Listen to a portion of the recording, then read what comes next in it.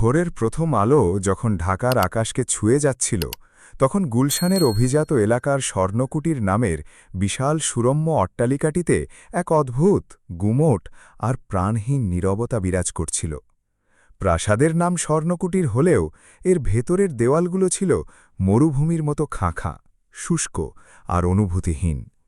মেঝেতে বিছানো দামি ইটালিয়ান মার্বেল, ছাদ থেকে ঝুলতে থাকা বিশাল ক্রিস্টালের ঝাড়বাতি আর দেয়ালে ঝোলানো লাখ টাকার পেইন্টিংস, সব মিলিয়ে যেন রূপকথার কোনো রাজপ্রাসাদ। কিন্তু এই চোখ ধাঁধানো অঢেল সম্পদের মাঝে ঘর নামের যে একটা আত্মার প্রয়োজন হয়, তা যেন অনেক আগেই ডানা মেলে চিরতরে হারিয়ে গিয়েছিল।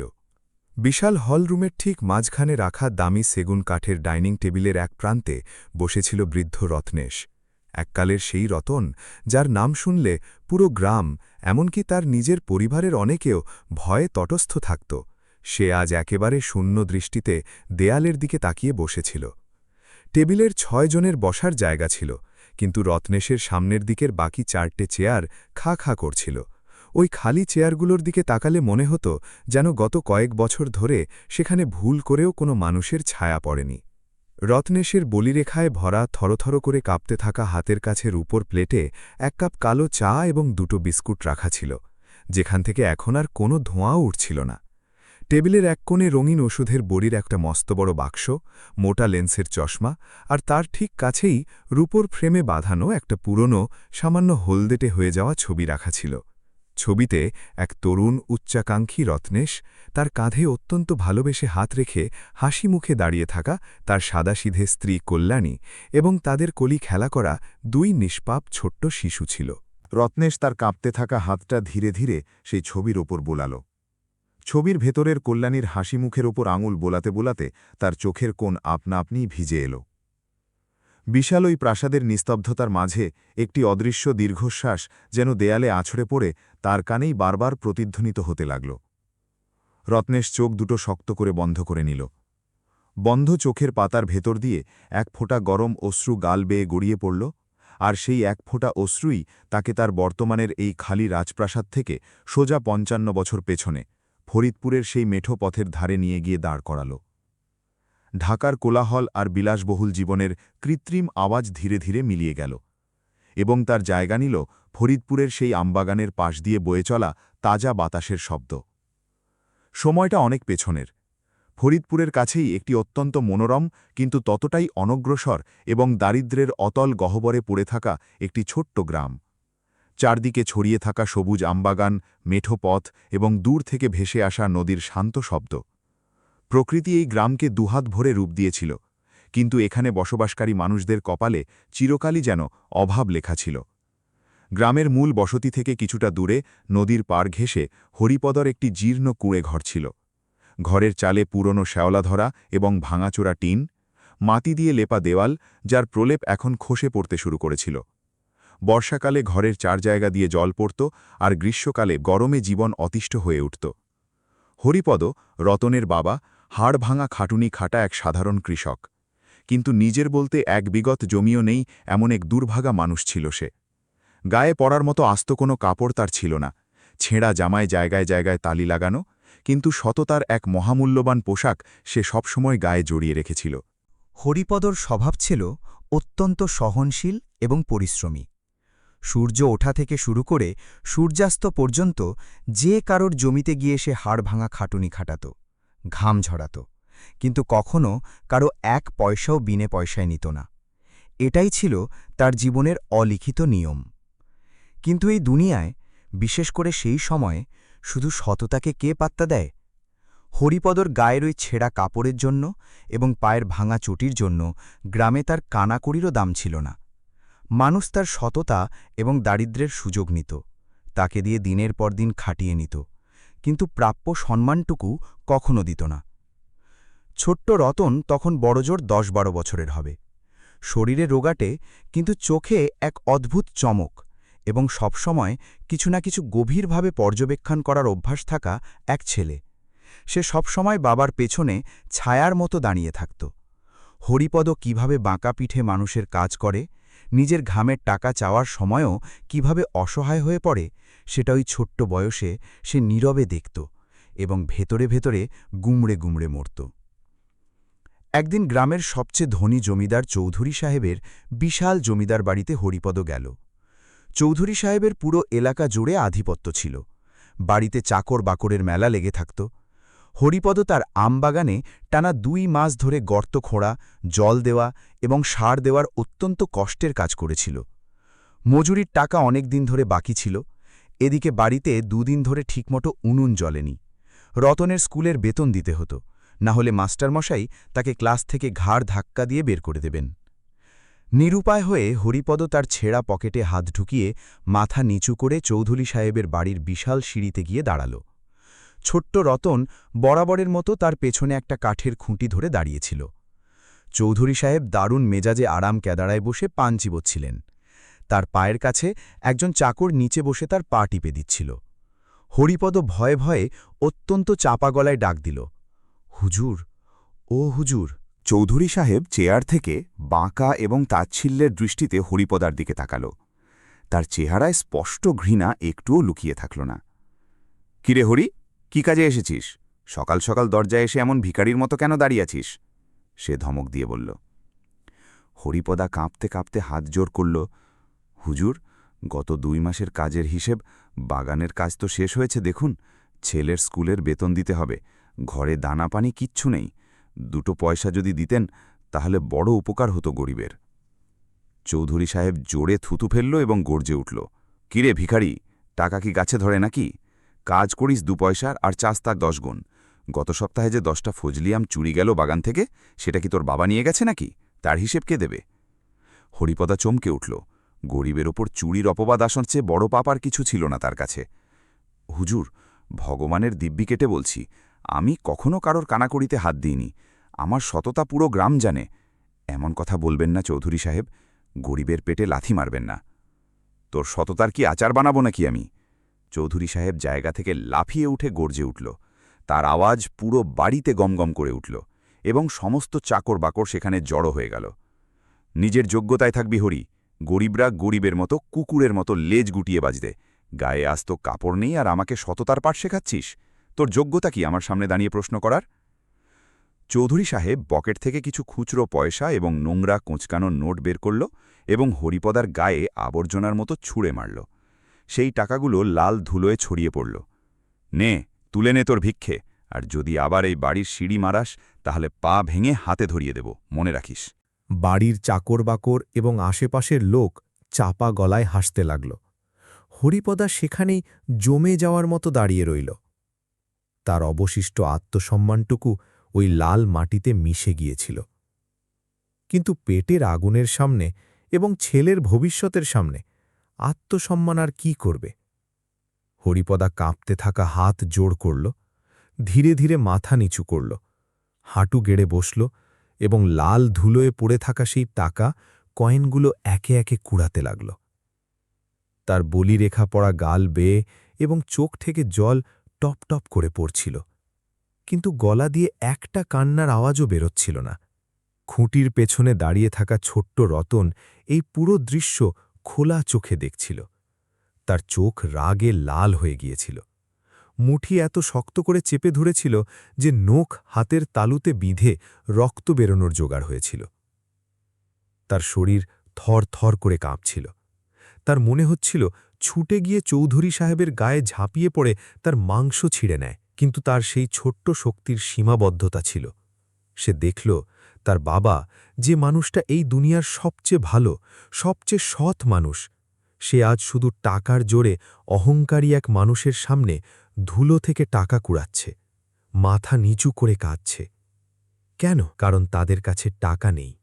দারিদ্র্যই তাদের সবচেয়ে বড় অপরাধ। সেই এক ভয়ঙ্কর মুহূর্তে ছোট্ট রতনের মনের বেঁচে থাকা সমস্ত শৈশব, সমস্ত নিষ্পাপতা চিরতরে পুড়ে ছাই হয়ে গেল। তার চোখের জল এখন পুরোপুরি শুকিয়ে গিয়েছিল এবং তার জায়গায় এক ভয়ঙ্কর, কখনো না নেভা ধিক করা আগুন জন্ম নিয়েছিল।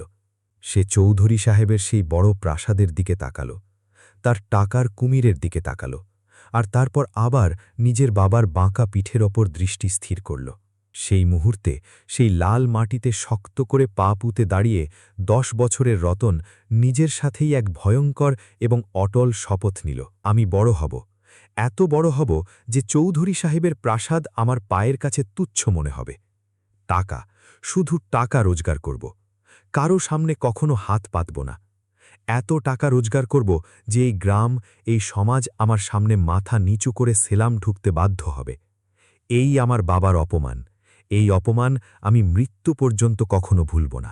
তার ছোট্ট চোখে লাগা এই টাকা, সাফল্য এবং প্রতিষ্ঠার আগুন এতটাই ভয়ঙ্কর ছিল যে তা পুরো গ্রামকে জ্বালিয়ে দেওয়ার মতো প্রখর মনে হচ্ছিল।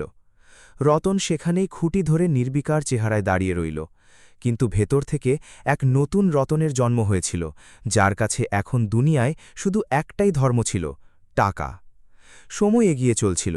চৌধুরী সাহেবের বাড়ির সামনে ঘটা সেই অপমানের ঘটনার পর এখন 7-8 বছর কেটে গিয়েছিল, কিন্তু রতনের মনের সেই অপমানের আগুন এক মুহূর্তের জন্যও নেভেনি, উল্টে তা এখন এক ভয়ঙ্কর শান্ত জেদে পরিণত হয়েছিল।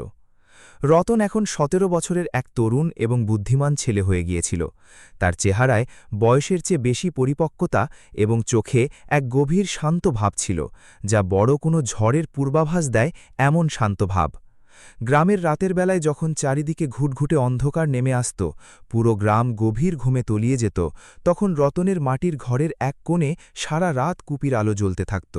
সেই কুপির হলদেটে মিটমিটে আলোয় রতন দিনরাত বুইয়ের ওপর ঝুঁকে বসে থাকত। ঘরে বিদ্যুৎ ছিল না। গরমের দিন হলে সেই জানলাবিহীন গুমোট ঘরে ঘামের ধারা বইত, মশার ঝাঁক গায়ের ওপর ঝাঁপিয়ে পড়ত, কিন্তু রতনের সেদিকে কোনো খেয়ালই থাকত না।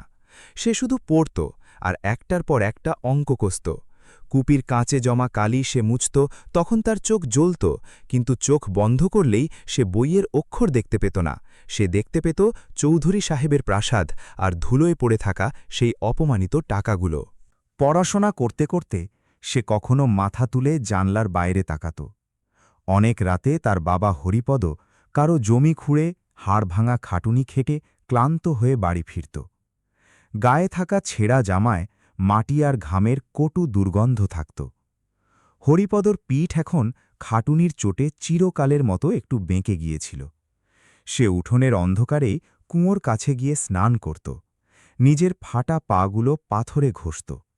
ঘরে এসে নিঃশব্দে বেঁচে থাকা অর্ধেক রুটিটা খেয়ে নিত এবং রতনের জন্য আস্ত রুটিটা সযত্নে ঢেকে রাখত।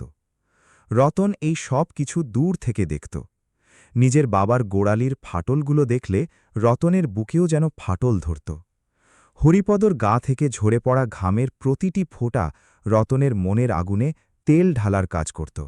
আমাকে এই মানুষটাকে এই দারিদ্র্যের নরক থেকে বের করতে হবে, আর যারা তার অপমান করেছে তাদের সঠিক জায়গা দেখিয়ে দিতেই হবে।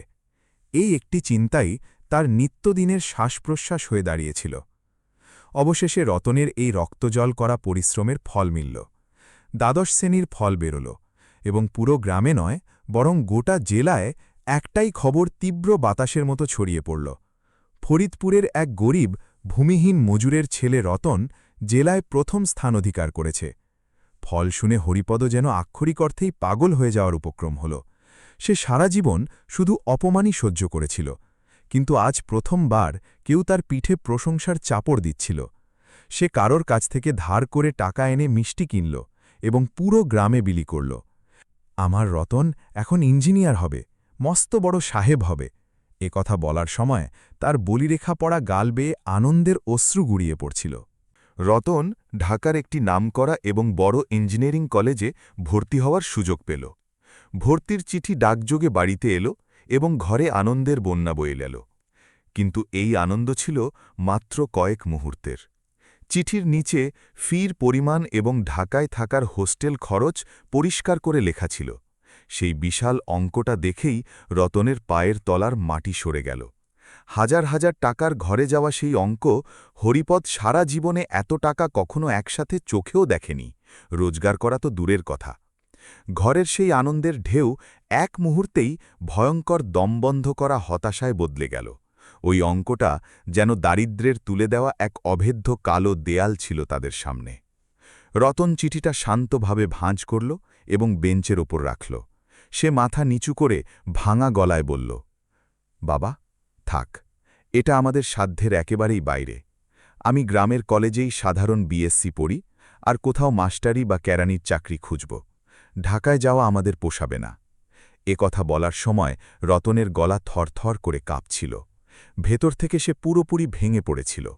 নিজের স্বপ্ন নিজেরই চোখের সামনে দারিদ্র্যের ভারে পিষ্ট হয়ে যাচ্ছে, এটা দেখতে তার অসহ্য কষ্ট হচ্ছিল। কিন্তু হরিপদ কিছুই বলল না। সে শুধু ওই চিঠির দিকে শূন্য দৃষ্টিতে তাকিয়ে রইল।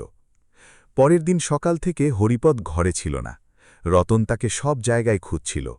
দুপুর গড়িয়ে গেলে তখন হরিপদকে গ্রামের মহাজনের বাড়ি থেকে মাথা নিচু করে আসতে দেখল রতন। সে ঘরে এলো। তার হাতে একটা পুরনো কাপড়ের পুটলি ছিল। সে পুটলিটা রতনের হাতে রাখল। রতন পুটলি খুলল এবং সে হতবাক হয়ে গেল। তাতে চকচকে নোটের বান্ডিল ছিল। এত টাকা ঘরে কখনো আসেনি। রতনের গায়ে কাঁটা দিয়ে উঠল। সে ভয়ে বাবার দিকে তাকাল। বাবা, এত টাকা কোথা থেকে আনলে? কি করলে তুমি? কার পায়ে ধরে এলে? হরিপদা নিচের দিকে মাটির দিকে তাকিয়ে ভারী এবং কাঁপা গলায় বলল, রতন, টাকার ব্যবস্থা হয়েছে। তুই কালই বাসে করে ঢাকায় যাবি, ফি দিবি আর হোস্টেলে উঠবি। কিন্তু টাকা আনলে কোথা থেকে সেটা আগে বলো। রতনের গলার স্বর এবার চড়ে গিয়েছিল। তার চোখে সন্দেহ এবং ভয় ছিল। হরিপদা একটা দীর্ঘশ্বাস নিল। তার চোখের কোণ ভিজে উঠল। রতন, আমাদের এই যে মাথা গোজার সামান্য জমি আর এই কুড়ে ঘরটা আছে না, সেটা আমি মহাজনের কাছে বন্ধক রেখেছি। আর তোর মায়ের শেষ যে দুটো সোনার বালা ছিল, যেগুলো সে তোর বিয়ের জন্য সযত্নে তুলে রেখেছিল বলেছিল, সেগুলো আমি বেচে দিয়েছি। এক কথা শুনতেই রতনের হাত থেকে পুটলিটা নিচে পড়তে পড়তে বেঁচে গেল। তার মনে হল কেউ যেন তার বুকে ধারালো ছুরি ঢুকিয়ে দিয়েছে। বাবা, তুমি পাগল হয়ে গেছ। এই ঘর মানে আমাদের শেষ আশ্রয়স্থল, আর মায়ের চুড়িগুলো তুমি বেচে দিলে। যদি আমি ফেল করি, যদি আমার চাকরি না জোটে, তাহলে তো আমরা রাস্তায় এসে দাঁড়াব। ভিক্ষে করার অবস্থা হবে আমাদের। বাবা, না, আমার চাই না ঢাকায় যাওয়া। আমার হতে হবে না ইঞ্জিনিয়ার। রতন ডুকরে কেঁদে উঠল। সে বাবার পায়ে পড়তে লাগল। ফেরত দাও এই টাকা, ছাড়িয়ে আনো ওই ঘর।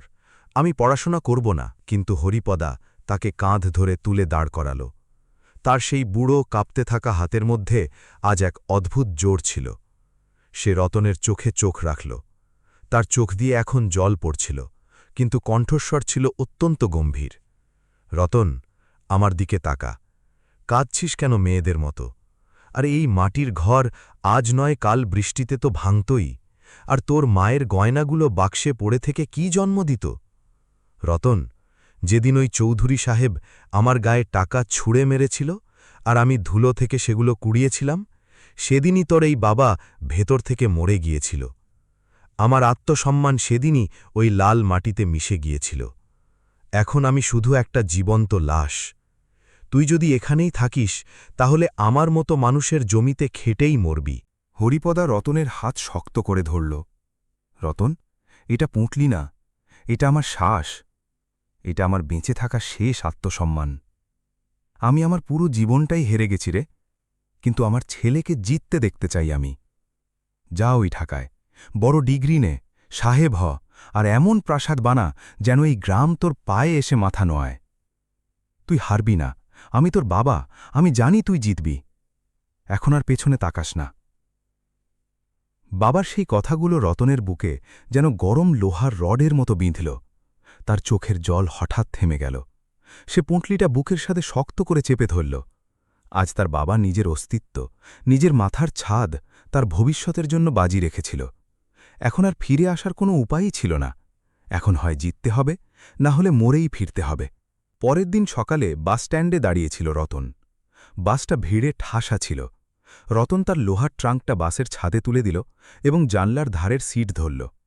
জানলার বাইরে হরিপদা দাঁড়িয়েছিল। গায়ে সেই পুরনো রংজলা এবং ছেঁড়া জামা। পায়ে চপ্পল ছিল না। কন্ডাক্টর বেল বাজাল। বাস ইঞ্জিন ঘড়ঘড় শব্দে চালু হল। ধুলোর এক বিশাল মেঘ উড়ে এল। হরিপদা জানলা দিয়ে হাত ঢুকিয়ে রতনের হাত শক্ত করে ধরল। রতন, খালি পেটে ঘুমবি না, টাকার চিন্তা করিস না, আর নিজের খেয়াল রাখিস বাবা। রতন কিছু না বলে বাবার সেই খসখসে হাতে চুমু খেল। বাস এগোতে লাগল। রতন জানলা দিয়ে পেছনে তাকিয়ে রইল। ধুলোর মেঘের মধ্যে তার বাবা ধীরে ধীরে অদৃশ্য হয়ে যাচ্ছিল। সেই মাটি, সেই গ্রাম এবং সেই গ্রামের অপমান সব কিছু পেছনে পড়ে থাকছিল। বাস তীব্র গতি নিল এবং জানলা দিয়ে আসা প্রবল বাতাস রতনের মুখে আছড়ে পড়তে লাগল। রতন চোখ বন্ধ করল এবং একটা দীর্ঘশ্বাস নিল। ঢাকার দিকে ছুটে চলা সেই বাস শুধু একজন যাত্রীকে নিয়ে যাচ্ছিল না, বরং তা এক জ্বলন্ত উচ্চাকাঙ্ক্ষাকে নিয়ে সেই মায়ানগরীতে প্রবেশ করছিল, যেখানে রতনের পুরো জীবন এবং তার সুখের সংজ্ঞা চিরতরে বদলে যেতে চলেছিল। ফরিদপুর থেকে বেরোনো সেই বাস যখন ঢাকার গুলিস্তানে এসে পৌঁছাল, তখন বাইরের সেই বিশাল কোলাহল শুনে রতনের বুকের ধুকপুকানি বেড়ে গেল। বাস থেকে নিচে পা রাখতেই ঢাকা শহরের যান্ত্রিক ব্যস্ততা তাকে এক বিশাল ঢেউয়ের মতো গ্রাস করে নিল। গাড়ির কান ফাটানো হর্ন, পিঁপড়ের মতো এদিক ওদিক ছুটে চলা অগণিত মানুষ এবং বাতাসে ভাসমান এক ধরনের গুমট, ধুলোময় গন্ধ। বাবার দেওয়া টাকার সেই কাপড়ের পুটলি প্যান্টের পকেটে শক্ত করে চেপে ধরে রতন স্টেশনের বাইরে দাঁড়িয়েছিল। তার হাতে একটা পুরানো লোহার ট্রাঙ্ক ছিল এবং চোখে ছিল ভয়ঙ্কর ভীতি ও ততটাই প্রবল জেদ। গ্রামের শান্ত, ধীর জীবন থেকে সে এখন এমন এক রণক্ষেত্রে এসে পড়েছিল যেখানে শ্বাস নিতেও তাকে পদে পদে সংগ্রাম করতে হবে। রতন পুরান ঢাকার একটি পুরানো ভাঙাচোড়া মেসে 10x10 ফুটের এক ঘরে আশ্রয় নিল।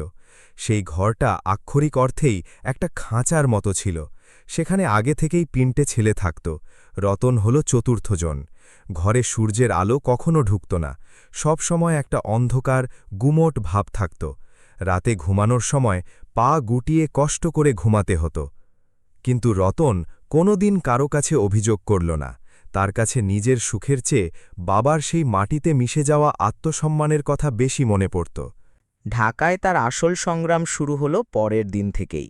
ইঞ্জিনিয়ারিং কলেজের ফি দেওয়ার পর হাতে বেঁচে থাকা টাকা দিয়ে বড়জোর কয়েক মাস চলবে, এমনই করুণ অবস্থা ছিল।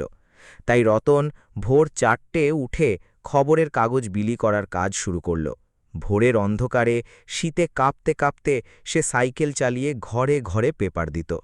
সেখান থেকে ফিরে তাড়াহুড়ো করে টিউবওয়েলে স্নান সেরে সোজা ক্লাসের দিকে ছুটত। বাসের সেই ভিড়ে যাতায়াত রতনের জন্য রোজকার এক নতুন যুদ্ধ ছিল। বাসে ওঠার সময় হওয়া সেই প্রাণঘাতী ধাক্কাধাক্কি, ভেতরে দম বন্ধ করা ভিড় এবং ঘামের দুর্গন্ধ।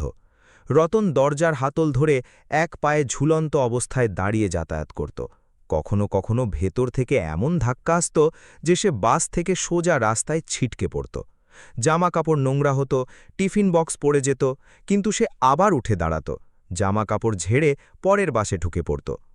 কলেজ ছুটির পর সন্ধ্যায় সে একটা চায়ের দোকানে পার্ট টাইম কাজ করত বা টিউশনি করত। রাত 11টায় যখন সে মেসের ঘরে ফিরত, তখন শরীর আক্ষরিক অর্থেই ভেঙে পড়ার মতো হতো। কিন্তু তবুও সে হাত মুখ ধুয়ে নিত এবং রাতের শান্ত পরিবেশে একটা ছোট্ট বাল্ব জ্বেলে ইঞ্জিনিয়ারিংয়ের মোটা মোটা বই পড়তে বসত। চোখে ঘুমের পাহাড় সমভার নামত, কিন্তু গ্রামের সেই বন্ধক রাখা ঘরের কথা মনে পড়লেই ঘুম নিমেষে উড়ে যেত। এভাবেই দিনরাত এক করে 4টে বছর কেটে গেল।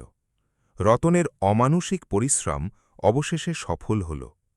সে ইঞ্জিনিয়ারিংয়ে ডিস্টিংশন পেয়ে পাশ করল।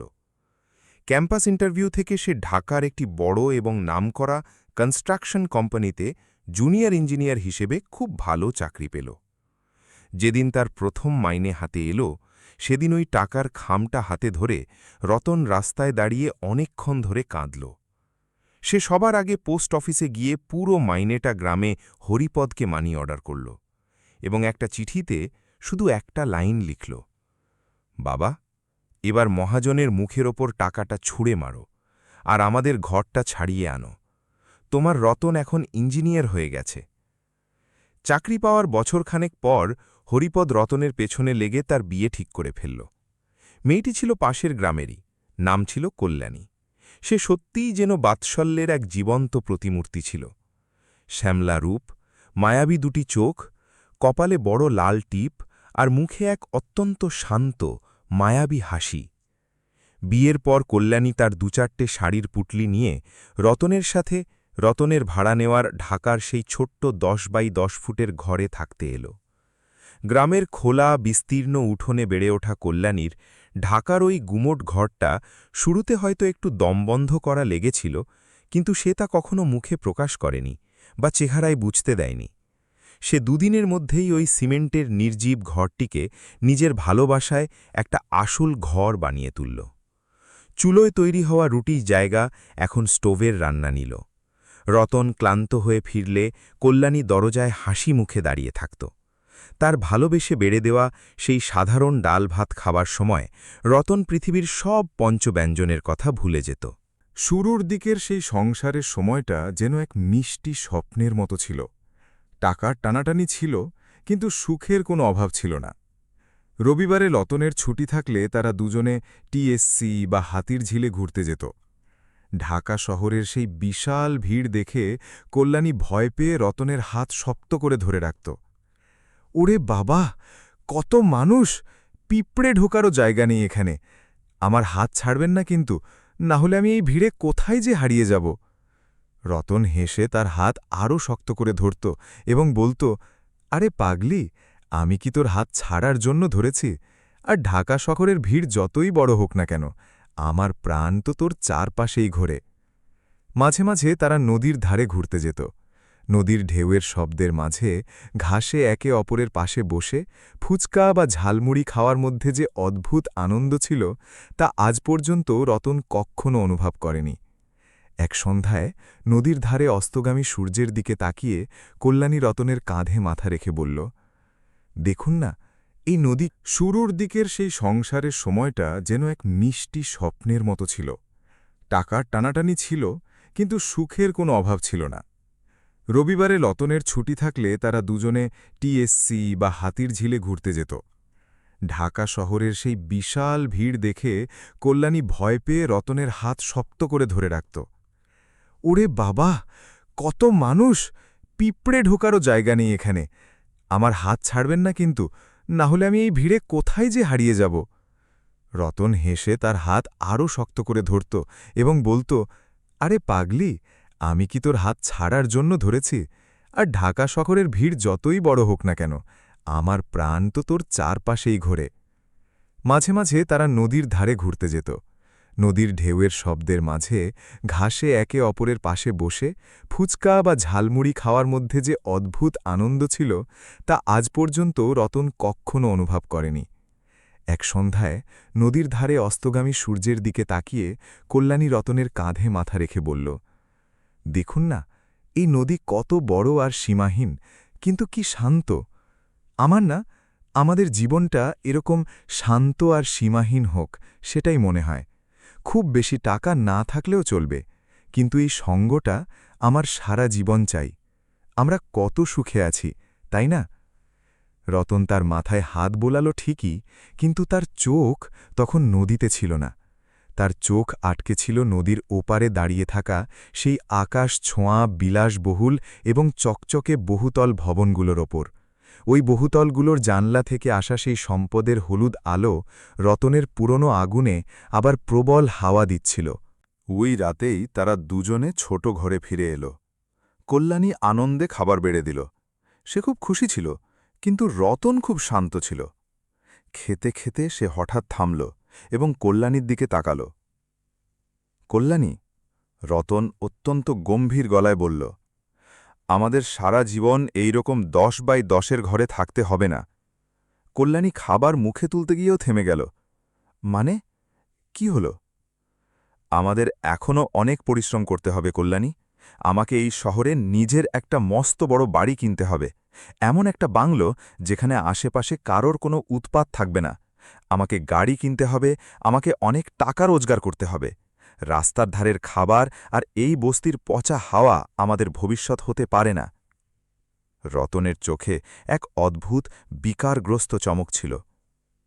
কল্যাণীর একটু অবাক লাগল। সে বোঝানোর সুরে বলল, কিন্তু আমরা তো এখনও তত সুখে আছি, তাই না? আপনার মতো স্বামী পেয়েছি, পেট ভরে খেতে পাচ্ছি, মাথার ওপর ছাদ আছে। আর কি চাই মানুষের? বেশি টাকার পেছনে ছুটলে মানুষের শান্তি হারিয়ে যায়। আমার বাবা এমনটা বলতেন। আমরা যা আছি তাতেই সন্তুষ্ট থাকি না। সন্তুষ্টি? রতনের গলা হঠাৎ চড়ে গেল এবং সে থালা থেকে হাত সরিয়ে নিল। গরিব মানুষ নিজের অযোগ্যতাকে ঢাকার জন্য যে শব্দটা আবিষ্কার করেছে সেটা হলো সন্তুষ্টি। কল্যাণী, তুমি সেই ঘটনাটা দেখনি? আমার বাবা চৌধুরী সাহেবের পায়ের কাছে পড়ে থাকা টাকা কুড়িয়েছে। ওই অপমান আমি ভুলতে পারব না। আমাকে এত টাকা রোজগার করতে হবে যে পৃথিবীর কোনো চৌধুরী সাহেব যেন আমার দিকে চোখ তুলে তাকানোর সাহস না পায়। আর তার জন্য আমাকে যতই খাটতে হোক, যতই ওভারটাইম করতে হোক, আমি করব। আমার শুধু টাকা আর সাফল্য চাই। কল্যাণী পাথর হয়ে তার দিকে তাকিয়ে রইল। রতনের চোখে সে নিজের স্বামীকে কম আর এক উচ্চাকাঙ্ক্ষায় পাগল, টাকার জন্য ক্ষুধার্ত এক অচেনা মানুষকে বেশি দেখতে পাচ্ছিল। সেই রাতে রতনের চোখে দেখা সেই টাকার খিদে এবং বিকারগ্রস্ত চমক কল্যাণীর মনে এক অজানা ভয় তৈরি করে গিয়েছিল, এবং সেই ভয় খুব তাড়াতাড়ি সত্যি হতে চলেছিল। রতন নিজেকে এমন এক প্রতিযোগিতায় ছুড়ে দিল যেখানে থামা শব্দটার কোনো অর্থই অবশিষ্ট ছিল না। অফিসে কাজের সময় এখন অনেক বেড়ে গিয়েছিল। ৯টা থেকে ৫টার চাকরি এখন সকাল ৮টা থেকে রাত ১০টা-১১টা পর্যন্ত গড়িয়েছিল। সে রবিবারেও ল্যাপটপ খুলে কাজ নিয়ে বসত। তার তো একটাই ধ্যান ছিল, নিজের বিলাসবহুল বাড়ি। অবশেষে তার অমানুষিক পরিশ্রমে ফল এলো। ৩-৪ বছরের দিন রাত খাটুনির পর রতন ধানমন্ডিতে একটা সুন্দর 1 BHK ফ্ল্যাট বুক করল। ছোট ওই গুমোট ঘরে থেকে নিজের মালিকানার হাওয়াদার ফ্ল্যাটে গৃহপ্রবেশ করার সময় কল্যাণীর চোখ দিয়ে আনন্দের জল বইছিল। সে দরজায় ফুল লাগালো, আলপনা আঁকল। ঘরের সেই নতুন গন্ধ, নিজের রান্নাঘর, ব্যালকনি, কল্যাণীর মনে হল এবার বুঝি তাদের কষ্টের দিন শেষ হল। এবার রতন শান্ত হবে এবং তারা আবার আগের মতো একে অপরকে সময় দিতে পারবে। প্রথম ২-৩ দিন ঘরে আক্ষরিক অর্থেই ঈদের মতো আনন্দ ছিল, কিন্তু চতুর্থ দিন সন্ধে ব্যালকনিতে চা খাওয়ার সময় রতন কল্যাণীকে বলল, কল্যাণী, এই ঘরটা না খুব ছোট লাগছে। এবার আমাদের পরিবার বাড়বে, ছেলে মেয়ে হবে, এই 1 BHK আমাদের কুলোবে না। আজ অফিসে আমি আমার বসের 2 BHK ফ্ল্যাট দেখলাম, কি দারুণ! আমি ঠিক করেছি আগামী ২-৩ বছরের মধ্যে আমরা এই ফ্ল্যাট বেচে বড় 2 BHK নেব। তার জন্য আমাকে আরও একটা নতুন বড় প্রজেক্ট হাতে নিতে হবে। কল্যাণীর হাতের চায়ের কাপ ওখানেই থমকে গেল। তার চেহারার আনন্দ এক মুহূর্তেই উধাও হয়ে গেল। কিন্তু আমরা তো এইমাত্র এখানে এলাম, এখনও তো এই ঘরের রঙও ঠিকমতো শুকায়নি। আমার এই ঘরটা খুব পছন্দ হয়েছে। আমাদের কেন চাই আরও বড় ঘর? রতন একটু রেগে তার দিকে তাকাল। তুমি বুঝছ না কল্যাণী, স্ট্যাটাস বলেও তো একটা ব্যাপার থাকে, তাই না? আমাকে এখানেই থেমে থাকতে হবে না। রতন চায়ের কাপ খালি করল এবং আবার ল্যাপটপে মুখ গুজে বসল। কল্যাণী সেই নতুন ঘরে প্রথমবারের মতো নিজেকে খুব একা এবং অনিরাপদ মনে করতে শুরু করল। এরপর থেকে রতন টাকার এক অন্তহীন ভয়ঙ্কর চক্রে আটকে পড়ল। 2 BHK পাওয়ার পর 3 BHK, তারপর ইনভেস্টমেন্ট হিসেবে পূর্বাচলে একটা প্লট, তারপর গ্রামে চৌধুরী সাহেবের প্রাসাদের চেয়ে বড় জমি কেনা। এই ধারা চলতেই থাকল। একটা টার্গেট পূরণ হলে রতন 2 দিনের মধ্যেই দ্বিতীয় টার্গেট সেট করত। গন্তব্যে পৌঁছলে সাথে সাথে নতুন আর একটা গন্তব্য। সে যেন একটা ছুটন্ত মেশিনে পরিণত হয়েছিল। এই দৌড়ঝাঁপের সময় কিভাবে এগিয়ে গেল তা দুজনের কেউই বুঝতে পারল না। এখন তাদের সংসারে 2টি ফুল ফুটেছিল, বড় ছেলে রোহান এবং ছোট মেয়ে নিপা। কিন্তু এই টাকার বিশাল সাম্রাজ্যে ঘরের ঘরকন্যা একেবারেই হারিয়ে গিয়েছিল। রতন সকালে ছেলেমেয়েরা ওঠার আগেই অফিসে বেরিয়ে যেত এবং রাতে তারা ঘুমানোর পর বাড়ি ফিরত। ছেলেমেয়েদের কাছে তাদের বাবা মানে শুধু রবিবার সকালে দেখা পাওয়া আর সব সময় ফোনে বা ল্যাপটপে রাগী গলায় কথা বলা এক বদমেজাজি মানুষ ছিল। একবার রোহানের স্কুলে অভিভাবকদের একটা বড় অনুষ্ঠান ছিল। রোহান নাটকে সিরাজউদ্দৌলার ভূমিকায় অভিনয় করছিল। সে 15 দিন ধরে বাবাকে বলছিল, বাবা, তুমি কিন্তু অবশ্যই আসবে, হ্যাঁ, আমি খুব দারুণ তলোয়ার ঘোরাই। রতন তাকে কথাও দিয়েছিল। কল্যাণী এবং রোহান স্কুলের অডিটোরিয়ামে বাবার জন্য অনেকক্ষণ অপেক্ষা করে বসেছিল। নাটক শুরু হল। রোহান মঞ্চে এলো। সে ভিড়ের মধ্যে বাবাকে খুঁজল, কিন্তু সেখানে শুধু কল্যাণী একাই বসেছিল। রোহানের মুখ মলিন হয়ে গেল। সে সংলাপ ভুলে গেল। অনুষ্ঠান শেষে রোহান খুব কাঁদল।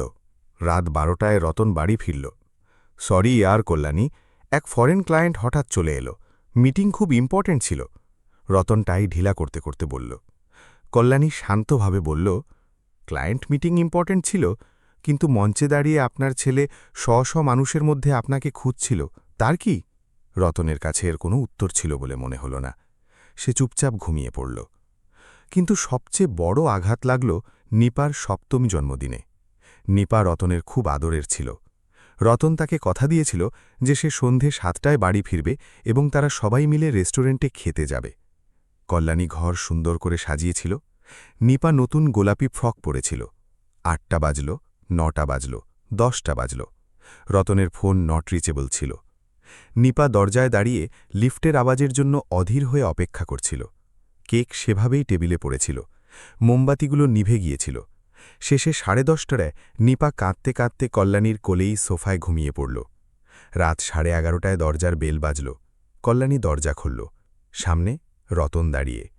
তার চোখে ঘুম আর ক্লান্তি ছিল এবং হাতে বড় দোকান থেকে আনা অত্যন্ত দামি মানুষের সমান বড় একটা পুতুল ছিল। হ্যাপি বার্থডে নিপা, কোথায় আমার রাজকন্যা? রতন ঘরে পা রাখতেই জোরে জিজ্ঞেস করল। কল্যাণী ঠোঁটে আঙুল রেখে তাকে চুপ থাকতে বলল। সে সোফায় ঘুমানো নিপার দিকে আঙুল দেখাল।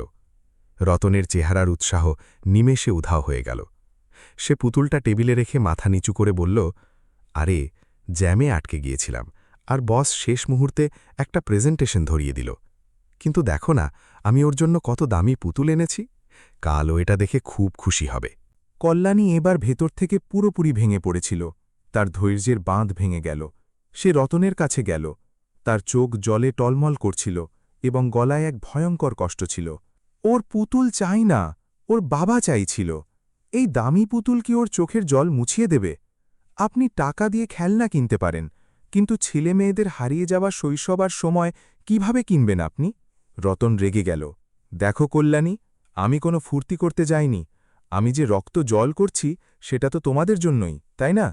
কাল এই ছেলেমেয়েরা বড় হবে, তাদের বড় স্কুলে ভর্তি করতে হবে, তাদের ভবিষ্যতের জন্য কাড়ি কাড়ি টাকা লাগবে। আমি যদি না খাটতাম তাহলে আজ আমরা ওই মেসে বা বস্তিতেই পচে মরতাম। আমি তোমাদের ভবিষ্যতের জন্য আমার আজকের দিনটা পোড়াচ্ছি, আর তুমি আমাকেই দোষ দিচ্ছ। কল্যাণী অত্যন্ত হতাশ হয়ে একটা দীর্ঘশ্বাস নিল। তার শরীরী ভাষাই পুরোপুরি ভেঙে পড়ার মতো ছিল।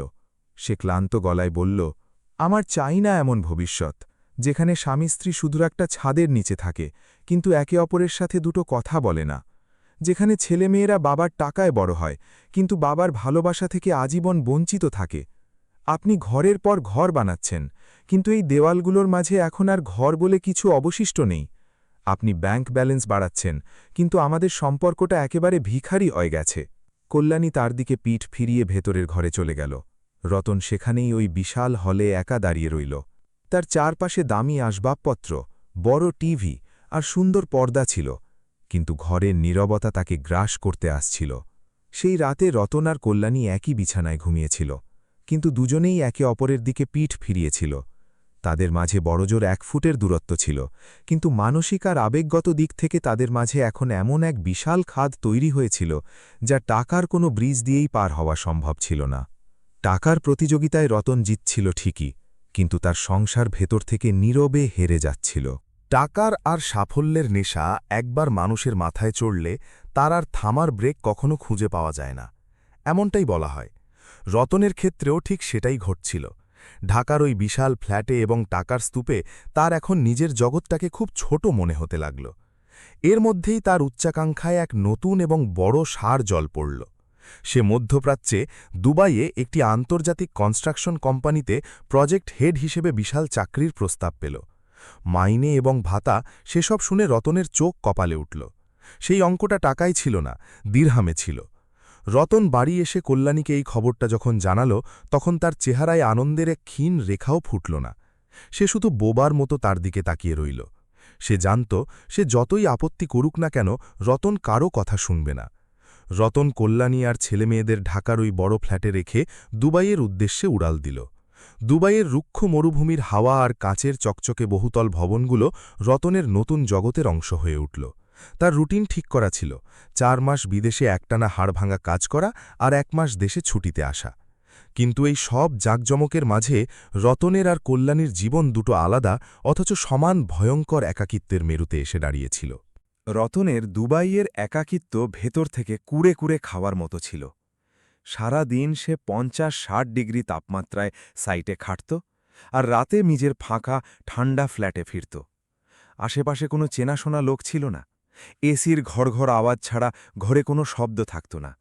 সে নিজের হাতে ফ্রিজের ঠান্ডা খাবার মাইক্রোওয়েভে গরম করত আর একা টিভির সামনে বসে গিলত। কখনো কখনো ছাদের দিকে তাকিয়ে তার সেই পুরনো রাস্তার ধারের চা বা কল্যাণীর হাতের শুকনা মাংস রান্নার কথা মনে পড়ত।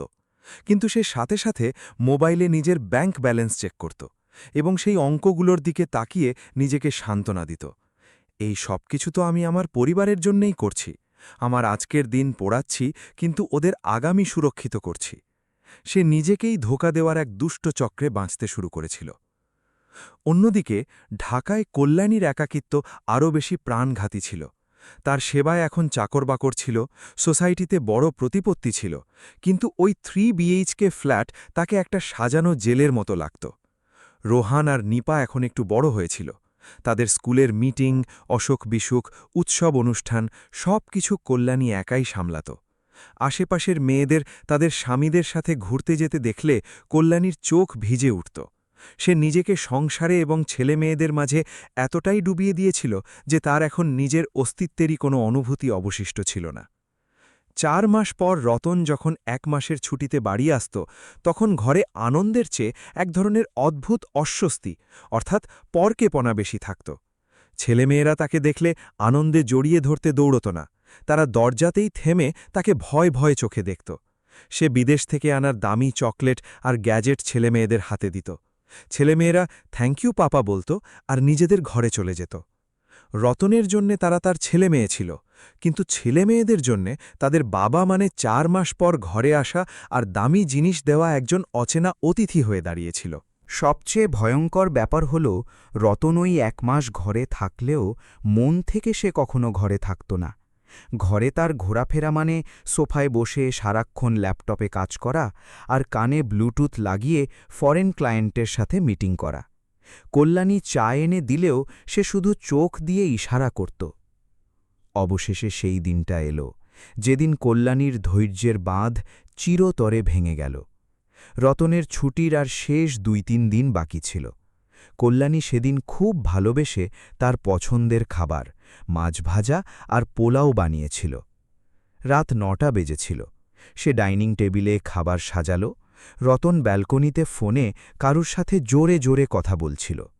কল্যাণী 2 বার ডাকল, খাবার বেড়েছি, আসুন। রতন রাগী চোখে তার দিকে তাকালো আর আঙুল দিয়ে 5 মিনিট দাঁড়া এমন ইশারা করল। 5 মিনিটের 15 মিনিট হল, আধ ঘণ্টা হল, খাবার পুরোপুরি ঠান্ডা হয়ে গেল। রোহান আর নিপা আগেই খেয়ে ঘুমোতে চলে গিয়েছিল। কল্যাণী ডাইনিং টেবিলে তেমনই অপেক্ষা করে বসেছিল। অবশেষে রতন ভেতরে এলো।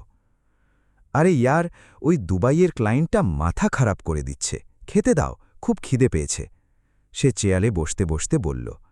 সে থালার মাছের টুকরোটা ভাঙল এবং থালাটা ঠেলে দিয়ে বলল, কি এটা কল্যাণী, এত ঠান্ডা খাবার? তুমি জানো না আমার গরম খাবার অভ্যেস আছে? আবার গরম করে আনো। কল্যাণী জায়গা থেকে উঠল না। তার চোখ লাল হয়ে গিয়েছিল, আর ভেতর থেকে আটকে থাকা এত বছরের আগ্নেয়গিরি এখন ফেটে বেরিয়ে আসছিল। খাবার ঠান্ডা হয়নি, এই ঘরের সম্পর্কগুলো পুরোপুরি ঠান্ডা পড়ে গেছে। কল্যাণীর গলা কাঁপছিল, কিন্তু তাতে এক ভয়ঙ্কর ধার ছিল।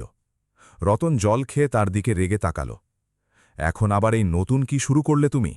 আমি ক্লান্ত হয়ে ফিরেছি মিটিং থেকে। কোন মিটিং? কার জন্য মিটিং? কল্যাণী রাগে উঠে দাঁড়াল। আপনি 4 মাস পর বাড়ি আসেন, সেই 1 মাস কি আপনি আমাদের থাকেন? আপনি শরীরে শুধু এই ঘরে থাকেন, কিন্তু আপনার মন, আপনার শ্বাস ওই ল্যাপটপে আর টাকার হিসেবে পড়ে থাকে। আপনি এই ঘরে কোনো অতিথির মতো আসেন আর যান। ছেলেমেয়েদের আপনার উপর ভরসা নেই, তারা আপনাকে ভয় পায়। রতনের ইগোতে চরম আঘাত লাগল। কল্যাণী, গলা নামিয়ে কথা বলো। আমি এসব কার জন্য করছি? নিজের শখ মেটাতে গেছি নাকি আমি ওই মরুভূমিতে? আমি রক্ত জল করছি না, ওইখানে আগামী দিনে রোহানকে আমেরিকায় পাঠাতে হবে। নিপার বিয়ে বড় ধুমধাম করে দিতে হবে। তার জন্য টাকা লাগে। তোমার চোখের জল আমার একটুও চাই না। আমার চাই না আপনার ওই জমানো টাকা। কল্যাণী আক্ষরিক অর্থেই চিৎকার করে উঠল। তার চোখ দিয়ে জলের ধারা বইছিল। আমার পাঠাতে হবে না রোহানকে আমেরিকায়, আর নিপার ধুমধামের বিয়েও চাই না। তার বাবার ভালোবাসা চাই। কি করব আমি এই 3 BHK ফ্ল্যাট দিয়ে, যদি এতে আমার সাথে দুটো কথা বলার মতো কেউ না থাকে? আপনি টাকা দিয়ে এই মেঝে, এই আসবাবপত্র, এই টিভি কিনেছেন, কিন্তু এই ঘরের আমাদের হাসিটা আপনি চিরকালের জন্য বেচে দিয়েছেন। শিব ফুঁপিয়ে কাঁদতে কাঁদতে বলতে লাগল, আপনি বলেন না কাল সব ঠিক হয়ে যাবে? কবে আসবে ওই কাল? আপনি নিজেকে বোঝাচ্ছেন যে টাকা এলেই সুখ আসবে, কিন্তু আপনি আজকের আনন্দ মেরে আগামীকালের জন্য শুধু অপেক্ষা করছেন। ছেলেমেয়েরা বড় হচ্ছে, তাদের শৈশবের সময়টা পেরিয়ে গেছে। ওই সময়টা কি আপনার টাকায় কখনো ফিরে আসবে? আপনি আমাদের শুধু সুখ স্বাচ্ছন্দ্য দিয়েছেন, কিন্তু আপনি নিজেকেই আমাদের কাছ থেকে কেড়ে নিয়েছেন। আপনি স্বামী বা বাবা আর রইলেনই না। আপনি শুধু একটা মেশিন হয়ে গেছেন যে টাকা ছাপে আর আমাদের মুখের ওপর ছুঁড়ে মারে। রতনের মাথার শিরা দপদপ করে উঠল। সে ছিটকে উঠে দাঁড়াল। সে রাগে থালাটা পাশে সরিয়ে দিল। আমার কষ্টের এই ঘরে কারুরই কোনো দাম নেই। আমি ওই গাধার মতো খাটছি যাতে আমার বাবার উপর যে সময়টা এসেছিল তা তোমাদের উপর না আসে। আর তুমি আমাকে মেশিন বলছ? ঠিক আছে, আমি যদি মেশিনই হই তাহলে এরপর থেকে আমি মেশিনের মতোই ব্যবহার করব সবার সাথে। রতন রাগে নিজের ল্যাপটপটা তুলল এবং শোয়ার ঘরে গেল। সে ধরাম ধরাম শব্দ করে নিজের ব্যাগ গোছাতে শুরু করল। কল্যাণী দরজায় দাঁড়িয়ে কাঁদছিল, কিন্তু রতন তার দিকে একবার ফিরেও তাকাল না। পরের দিন একেবারে ভোরবেলায় রতনের ফ্লাইট না থাকা সত্ত্বেও সে ট্যাক্সি ডাকল। সে ঘর ছেড়ে হোটেলে যাওয়ার জন্য বেরোল। রোহান আর নিপা ঘুম থেকে উঠে অবাক হয়ে দেখছিল। রতন নিজের ব্যাগ তুলল এবং কল্যাণী বা ছেলেমেয়েদের কোনো বিদায় না জানিয়ে, কিছু না বলেই সে ঘর থেকে বেরিয়ে গেল। দরজার ওই জোরে আছড়ে পড়ার আওয়াজ ওই বড় ফ্ল্যাটে অনেকক্ষণ ধরে প্রতিধ্বনিত হতে লাগল। কল্যাণী সেখানেই মাটিতে বসে কাঁদতে লাগল। রতন আবারও টাকাকে এবং রাগকে আপন করে নিয়েছিল, আর নিজের পরিবারকে অনেক পেছনে এক অন্ধকার বাঁকে ফেলে দিয়েছিল। তাদের মাঝের মানসিক ব্যবধান এখন এতটাই বড় হয়ে গিয়েছিল যে তা পার হওয়া দুজনের জন্যই একেবারে অসম্ভব হয়ে দাঁড়িয়েছিল। কল্যাণীর সাথে হওয়া ওই ভয়ঙ্কর ঝগড়ার পর রতন যে ঘরের চৌখাট পেরোল তা চিরকালের জন্যই। সে আর পেছনে ফিরে তাকাল না। তার আহত ইগো এবং টাকার লোভ তাকে এখন পুরোপুরি অন্ধ করে দিয়েছিল। এদের আমার কষ্টের দাম নেই, তবুও আমি দেখিয়ে দেব যে আমি কি করতে পারি। এই প্রতিশোধের অনুভূতি নিয়ে সে টাকার পেছনে কোনো প্রেতাত্মার মতো দৌড়াতে লাগল। সময় কারোর জন্যই থামে না, তেমনি তা রতনের জন্যও থামল না। দেখতে দেখতে 25টা বছর হুশ করে উড়ে গেল। এই 25 বছরে রতন সাফল্যের এমন সব চূড়া ছুঁয়েছিল যা পৌঁছানো সাধারণ মানুষের পক্ষে 7 জন্ম নিয়েও সম্ভব ছিল না। সে শুধু রতন ছিল না, বরং একটি আন্তর্জাতিক কনস্ট্রাকশন কোম্পানির রিজিনাল হেড মিস্টার রত্নেশ হয়ে উঠেছিল। তার ব্যাংক অ্যাকাউন্টের অঙ্কগুলো এখন গুনতে গেলে অনেক বড় হয়ে গিয়েছিল। ঢাকায় স্বর্ণকুটির নামের একটি বিশাল বাংলো সে কিনেছিল। তার সেবায় 2-3টে দামি গাড়ি, ড্রাইভার আর চাকরবাকরের বিশাল ফৌজ ছিল। যে টাকার জন্য তার বাবা অপমান সহ্য করেছিল, সেই টাকা এখন রতনের পায়ের কাছে লুটোপুটি খাচ্ছিল। কিন্তু এই সব জাঁকজমকের মাঝে সে ভেতর থেকে পুরোপুরি ফাঁকা ছিল। তার ছেলেমেয়েরা এখন বিদেশে স্থায়ী হয়েছিল। কল্যাণী ওই বাংলোরই এক কোণে তার নিশ্চুপ জীবন কাটাচ্ছিল, এবং রতন তার কাজেই সারাক্ষণ ডুবেছিল। একদিন একটা বড় জমির চুক্তির জন্য রতনকে তার গ্রামে ফরিদপুরে আসতে হল। এই জমিটি কোনো সাধারণ জমি ছিল না, এটি ছিল সেই চৌধুরী সাহেবের 100 একরের আমবাগান, যার বাড়ির সিঁড়িতে রতনের বাবা ধুলো থেকে টাকা কুড়িয়েছিল। আজ চৌধুরী সাহেবের ছেলেমেয়েরা ঋণে ডুবে গিয়েছিল এবং রতন সেই পুরো জমি কিনে নিচ্ছিল। সাব রেজিস্ট্রারের অফিসে এসি গাড়ি থেকে যখন রতন নামল, তখন পুরো গ্রাম তাকে দেখার জন্য জড়ো হয়েছিল। রতনের গায়ে বিদেশি স্যুট, চোখে দামি চশমা আর হাতে সোনার ঘড়ি ছিল। সে অত্যন্ত রুয়াবের সাথে কাগজে সই করল। যে গ্রাম তার বাবাকে কানা কড়ির দাম দেয়নি, সেই গ্রাম আজ তার সামনে মাথা নত করেছিল। কিন্তু আশ্চর্যের বিষয় হল, সই করে বাইরে আসার পর রতনের মনে জয়ের কোনো আনন্দ ছিল না। চৌধুরী সাহেবের জমি কিনেও তার ভেতর থেকে কিছুই অনুভব হচ্ছিল না। এক ধরনের অসারতা তার শরীরে মিশে গিয়েছিল। সে গাড়িতে বসতে যাবে, ঠিক এমন সময় পেছন থেকে একটা আওয়াজ এলো। আরে রতন, রত্নেশ, তুই তো নাকি রে? রতন পেছনে ফিরে তাকাল। সামনে সাধারণ একজন ৫০-৫৫ বছরের মানুষ দাঁড়িয়েছিল। গায়ে একটা সাধারণ রং জ্বলে যাওয়া কিন্তু পরিষ্কার শার্ট, পায়ে সাধারণ চপ্পল আর হাতে বাজারের থলে। কিন্তু তার চেহারায় এক এমন প্রাণবন্ত নির্মল হাসি ছিল যা দেখে যে কারো হাসতে ইচ্ছে করবে। সে রতনের ছেলেবেলার বন্ধু মাধব, স্কুলে রতনের সাথে এক বেঞ্চে বসা সেই মাধব। মাধব, আরে মাধব! রতন চশমা খুলতে খুলতে তাকে চিনতে পারল। মাধব দৌড়ে এগিয়ে এলো। সে রতনকে শক্ত করে জড়িয়ে ধরল। রতনের ওই রং জ্বলা শার্ট থেকে আসা ঘামের মেঠো মাটির গন্ধ মুহূর্তের জন্য অচেনা লাগলেও মাধবের আলিঙ্গনের উষ্ণতা একদম খাঁটি ছিল। কি বড় সাহেব হয়েছিস রে তুই রতন! গ্রামে শুধু তোরই আলোচনা। চৌধুরী সাহেবের জমি নিলি? কামাল করেছিস ভাই। দেখি তো কত বড় দেখাচ্ছে তোকে। মাধব প্রশংসার দৃষ্টিতে রতনের পিঠ চাপড়াতে চাপড়াতে বলল। রতন একটু হাসল। হ্যাঁ রে, সব কষ্টের ফল। তুই কেমন আছিস? তোর কি খবর? আমার আর কি, আমি যেমন ছিলাম তেমনই আছি। সেই ক্ষেত, সেই কাজ। আরে কিন্তু আজ তুই এদিকে এসেছিস, তাহলে আমার ঘরের চৌখাট না মারিয়ে আমি তোকে যেতে দেব না। চল, না খেয়ে যাওয়া চলবে না আজ। মাধব অত্যন্ত অধিকারের সাথে রতনের হাত ধরল। রতন না বলার চেষ্টা করল, কিন্তু মাধবের ভালোবাসার টানে তাকে যেতেই হল। রতনের ওই বিলাসবহুল গাড়ি মাধবের ছোট্ট টিনের ঘরের সামনে গিয়ে থামল। ঘরটা একদম সাধারণ ছিল। বাইরে উঠোন ছিল, যেখানে সতেজ গাছপালা লাগানো ছিল। উঠোনে পরিষ্কার করে ঝাড়ু দেওয়া ছিল এবং এক কোণে শিউলি ফুল ঝরে পড়েছিল। মাধব ডাক দিতেই তার স্ত্রী বাইরে বেরিয়ে এলো। পরনে এক সাধারণ সুতির শাড়ি, কপালে বড় সিঁদুরের টিপ এবং মুখে এক অত্যন্ত মায়াবী তৃপ্তির হাসি। ওগু দেখো, কে এসেছে! আমার ছেলেবেলার বন্ধু রতন, মস্ত বড় সাহেব এখন ঢাকায়। মাধব গর্ভের সাথে পরিচয় করিয়ে দিল। সে সাথে সাথে রতনকে হাত জোড় করে নমস্কার করল এবং জল দেওয়ার জন্য ঘটি বাটি আনল। রতন ঘরে ঢুকল। ঘরে মোটে ২-৩টে কামরা ছিল।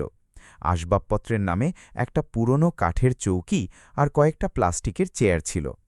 কিন্তু ওই ঘরের পরিবেশ রতনের চোখ ধাঁধানো বাংলোর চেয়ে অনেক বেশি উষ্ণ ছিল। কিছুক্ষণ পরেই মাধবের বড় ছেলে নিজের সাইকেল উঠোনে রেখে ঘরে এলো। সে গ্রামেরই হাই স্কুলে শিক্ষক ছিল এবং বাকি সময়ে সে নিজের আম আর নারকেল বাগানের অত্যন্ত যত্ন সহকারে এবং আধুনিক পদ্ধতিতে দেখাশোনা করত। উচ্চ শিক্ষিত হওয়া সত্ত্বেও সে শহরে না গিয়ে বাবার কাছে গ্রামেই থাকা পছন্দ করেছিল। সে এখন ৩০ বছরের এক সুঠাম যুবক, কিন্তু বাবার প্রতি শ্রদ্ধা এবং বিনয় তার আচরণে স্পষ্ট দেখা যাচ্ছিল। সে এসেই রতনকে নিচু হয়ে সালাম করল। পেছন থেকে মাধবের যুবতী পুত্রবধূ, যে নিজে কাছের কোঅপারেটিভ ব্যাংকে চাকরি করত, সে হাসি মুখে চা নিয়ে বাইরে এলো। আর তার পেছনে তাদের ৪-৫ বছরের ছোট্ট নাতি দৌড়ে এসে মাধবের পিঠে চড়ে বসল। নাতি ঢোঠাজ গলে বলল, দাদু, আজ আমি স্লেটে নাম লিখেছি, দেখো না। মাধব তাকে হাসতে হাসতে কোলে তুলে নিল।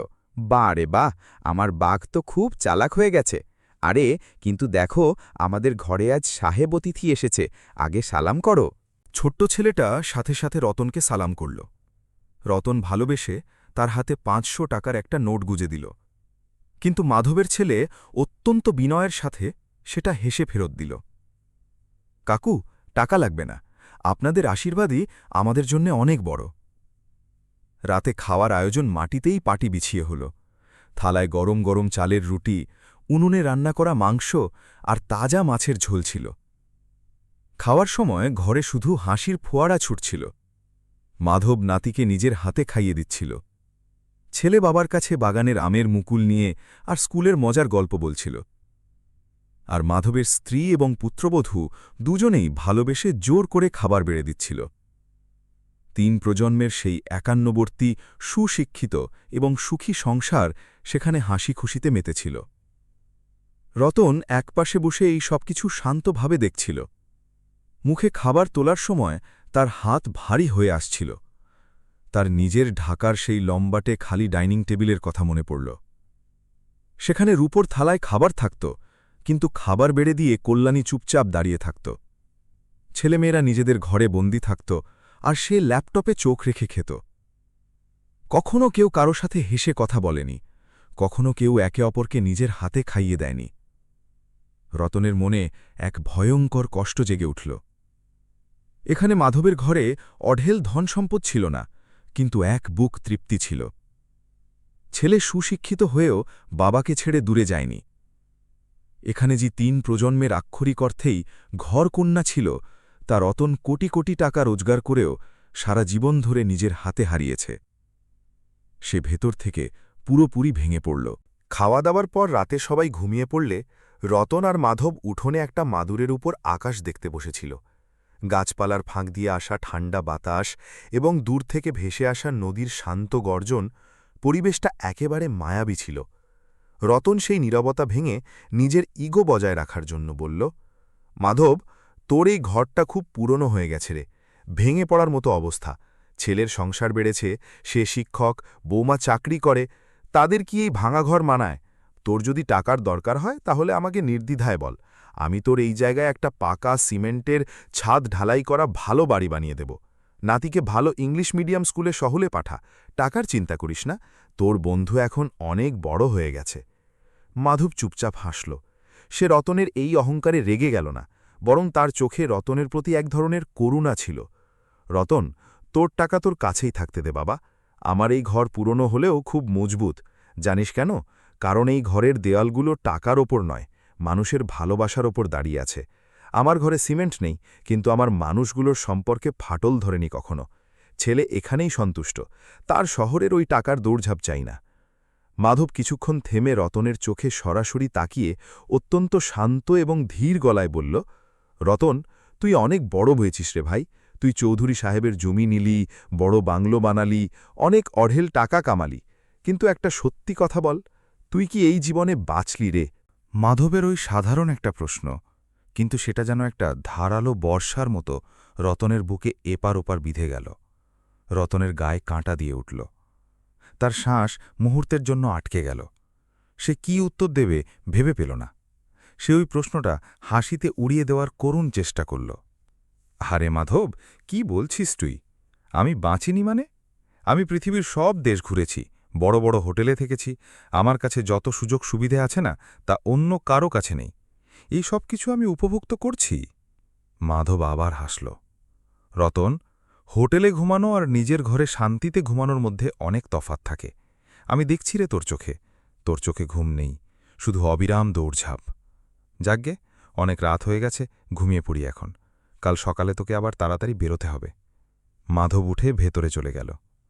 কিন্তু রতনের আর সে রাতে ঘুম এলো না।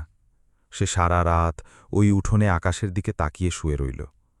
মাধবের ওই প্রশ্নটা তার কানে সাইরেনের মতো বাজছিল, তুই জীবনটা বাঁচলি তো রে?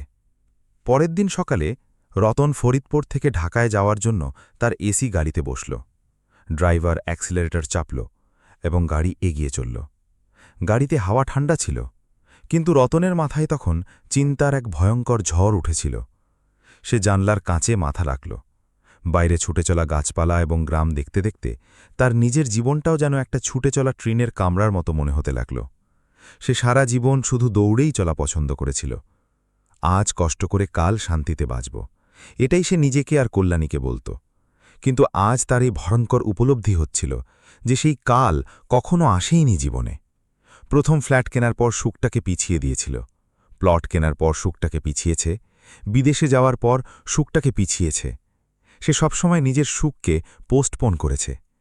আর আজ যখন সে সাফল্যের চূড়ায় পৌঁছেছে, তখন তার কাছে ব্যাংক ব্যালেন্স আছে ঠিকই, কিন্তু সেই সুখ ভাগ করে নেওয়ার জন্য না কল্যাণী তার কাছে আছে, না তার ছেলেমেয়েরা। জানলার কাছে সে নিজের কুঁচকে যাওয়া, বুড়ো হতে থাকা এবং ভেতর থেকে পুরোপুরি ফাঁকা হয়ে যাওয়া চেহারাটা দেখতে পেল। কল্যাণীর সেই কাঁদতে কাঁদতে বলা কথাগুলো তার মনে পড়ল। আপনি ঘরের পর ঘর বানাচ্ছেন, কিন্তু সেই দেওয়ালগুলোতে আর ঘরকন্যা অবশিষ্ট নেই। বাইরের বাতাসের আওয়াজ এখন তাকে ব্যঙ্গ করছিল। তার প্রথমবার টাকার প্রতি এক ভয়ঙ্কর ঘেন্না আসতে শুরু করল। সে চোখ দুটো শক্ত করে বন্ধ করে নিল। তার চোখ থেকে অনুশোচনার দুটো গরম অশ্রু গড়িয়ে ওই এসি গাড়ির ঠান্ডা সিটের ওপর পড়ল। মাধবের ওই একটা প্রশ্ন রতনের টাকার প্রাসাদে ডিনামাইট ফাটিয়ে দিয়েছিল। এখন তাকে যত তাড়াতাড়ি সম্ভব ঢাকায় পৌঁছে কল্যাণীকে দেখতে হবে, তাকে জড়িয়ে ধরতে হবে এবং আজ পর্যন্ত না বাঁচার সমস্ত জীবনটা একদিনেই বাঁচতে হবে। মাধবের ওই এক সাধারণ কিন্তু বিধে যাওয়ার মতো প্রশ্ন রতনের মনে যে ভয়ঙ্কর ঝড় তুলেছিল তা ঢাকায় পৌঁছনোর পরও থামল না। গ্রামের পথ থেকে ঢাকার ওই যাত্রাপথে রতনের চোখের সামনে দিয়ে তার গোটা জীবনটা একটা সিনেমার মতো পার হয়ে গিয়েছিল। তুই কি এই জীবনটা বাঁচলি রে? মাধবের এই প্রশ্ন তাকে রাত দিন ভূতের মতো তাড়া করছিল। শেষমেশ সেই মানসিক দমবন্ধ করা অবস্থা থেকে বেরোনোর জন্য রতন একটা অত্যন্ত অপ্রত্যাশিত এবং বড় সিদ্ধান্ত নিল। সে তার আন্তর্জাতিক কনস্ট্রাকশন কোম্পানির রিজিয়নাল হেড এই সর্বোচ্চ পদ থেকে তৎক্ষণাৎ ইস্তফা দিল। চিরকালের অবসর গ্রহণ করল সে। গত ২৫-৩০ বছর ধরে টাকার, টার্গেটের, বিভেষী ক্লায়েন্টের এবং মিটিংয়ের না থামা চক্রে দৌড়াতে থাকা রতন এক মুহূর্তেই থেমে গেল। অফিসে তাকে অত্যন্ত বড় বিদায় সংবর্ধনা দেওয়া হলো, কিন্তু রতনের মন সেখানে একেবারেই ছিল না। তাকে শুধু যত তাড়াতাড়ি সম্ভব তার স্বর্ণকুটির বাংলোয় পৌঁছতে হবে। তাকে কল্যাণীকে দেখতে হবে, তাকে শক্ত করে জড়িয়ে ধরতে হবে আর বলতে হবে যে, আমি জিতে গিয়েও সব হেরে গিয়েছিলাম, কিন্তু এখন আমি চিরকালের জন্য তোমার হয়ে গেলাম। বাংলোর বিশাল লোহার গেট দিয়ে ভেতরে ঢোকার সময় আজ রতন প্রথমবার বুকে একটা অদ্ভুত ধুকপুকানি অনুভব করছিল। হলে কেউ ছিল না, শুধু এসির ঘর আওয়াজ আসছিল। সে তেমনই ভেতরের ঘরে গেল। জানলার বাইরে খোলা আকাশের দিকে এক দৃষ্টে তাকিয়ে বসেছিল। রতন দরজা থেকেই তার দিকে তাকাল। তার বুকে এক ভয়ঙ্কর যন্ত্রণা মোচড় দিয়ে উঠল। কল্যাণী অনেক বদলে গিয়েছিল। তার মাথার চুলে এখন রূপলি রেখা চকচক করছিল, মুখে বলিরেখার জাল ছড়িয়ে পড়েছিল, আর একসময় টান টান থাকা তার কাঁধ এখন সামান্য ঝুঁকে গিয়েছিল। পরনে একটা অত্যন্ত সাধারণ হালকা রঙের সুতির শাড়ি ছিল। ওই বিশাল এবং চোখ ধাঁধানো বিলাসবহুল ঘরে সে যেন এক অচেনা আড়ষ্ঠ অতিথির মতো এক কোণে গুটিয়ে বসেছিল। রতন ধীরে ধীরে কাছে গিয়ে অত্যন্ত উৎসাহ এবং ভালোবাসার সাথে তার কাঁধে হাত রাখল। কল্যাণী, একটা খুব মিষ্টি খবর আছে। কল্যাণী চমকে পেছনে তাকাল। তার চোখে কোনো ভাব ছিল না, এক ভয়ঙ্কর শূন্যতা গ্রাস করেছিল। সে শুধু প্রশ্নবোধক দৃষ্টিতে রতনের দিকে তাকাল। রতন তার পাশে বসে তার বলিরেখা পড়া হাতটা নিজের হাতে নিল। তার গলায় ছোট শিশুর মতো উৎসাহ ছিল। সে আনন্দে বলল, কল্যাণী, আমি রিটায়ারমেন্ট নিয়েছি। হ্যাঁ, চিরকালের জন্যে অবসর। এখন আর কোনো মিটিং নেই, বিদেশে ট্যুর নেই, ল্যাপটপের ঝাক্কিও নেই। আমি সব ছেড়ে দিয়েছি। এবার সব শেষ। অনেক ছুটেছি টাকার পেছনে, কিন্তু এবার আমি চিরকালের জন্যে ঘরে ফিরে এসেছি। এবার বাকি জীবনটা আমরা শান্তিতে কাটাব। আমরা গ্রামে যাব, বিশ্ব ঘুরব, তোমার যা যা চাই সব করব। এখন শুধু তুমি আর আমি। রতন ভেবেছিল যে এটা শুনে কল্যাণীর মুখে সেই পুরনো আনন্দ ফুটে উঠবে, তার চোখ দিয়ে আনন্দের অশ্রু বইবে, সে তাকে পরম আদরে জড়িয়ে ধরবে। গত ৩০ বছর ধরে সে তো এই মুহূর্তটার জন্যেই অপেক্ষা করছিল, কিন্তু তেমন কিছুই হল না। কল্যাণীর মুখে না আনন্দের কোনো ঢেউ উঠল, না তার চোখে জল এলো। সে অত্যন্ত শুকনো দৃষ্টিতে রতনের দিকে তাকাল এবং ঠোঁটে এক অত্যন্ত অস্পষ্ট নির্জীব হাসি ফোটাল। সে নিজের হাতটা রতনের হাত থেকে আলতো করে ছাড়িয়ে নিল। ভালোই হল, এবার তো অন্তত আপনি একটু বিশ্রাম পাবেন, সে একটা যন্ত্রের মতো আবেগহীন এবং পরিশ্রান্ত গলায় বলল। সে শান্তভাবে জায়গা থেকে উঠল এবং আলমারির কাপড় গোছানোর নিজের রোজকার কাজে লেগে পড়ল। রতন সেখানেই জমে গেল। কল্যাণীর ওই প্রতিক্রিয়া তার কাছে কোনো বড় ভূমিকম্পের মতোই শকিং ছিল। তার ওই দুটো কথায় কোনো রাগ ছিল না, বিরক্তি ছিল না, বা কোনো ব্যঙ্গও ছিল না, বরং এক ভয়ঙ্কর ক্লান্তি ছিল। সেটা শারীরিক ক্লান্তি ছিল না, সেটা ছিল মানসিক এবং আবেগগত ক্লান্তি। ৩০ বছর ধরে স্বামীর জন্য অপেক্ষা করতে করতে রোজ রাতে খাবারের থালায় একা বসে তার ভেতরের আবেগের নদী এখন পুরোপুরি শুকিয়ে গিয়েছিল। ছেলেমেয়ে রোহান আর নিপা উচ্চশিক্ষার জন্য বাইরে চলে গেল এবং সেখানেই বিদেশে স্থায়ী হল। তারা সেখানেই নিজেদের আলাদা সংসার পাতল। কল্যাণী ছেলেমেয়েদের শৈশব একাই কাটিয়েছে, তাদের যৌবন একা দেখেছে, তাদের সমস্যা একা সমাধান করেছে। এখন বৃদ্ধ বয়সেও সে একাই বেঁচেছিল। এই পুরো যাত্রাপথে রতন শুধুমাত্র টাকা পাঠানোর একটা মেশিন হয়ে থেকে গিয়েছিল। সে কখনো তার সাথে ছিলই বা কোথায়।